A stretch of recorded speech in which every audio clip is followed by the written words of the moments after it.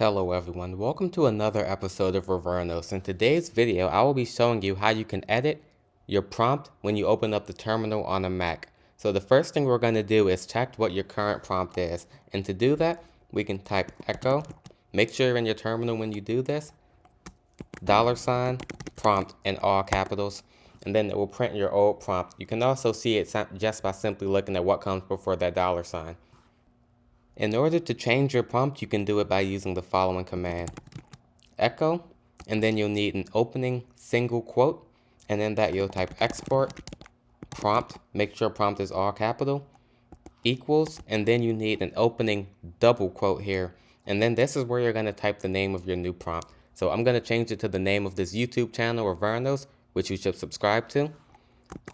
So Revernos, and then I'll include the $ and a space. You want to include that space just so it's neater when you actually go into your terminal. You can see that separation between your prompt and whatever command you're trying to type. And then you can close out that double quote, and then you can close out that single quote. We need this command to go into our zshrc file. And so in order to do that, we need the double arrow command.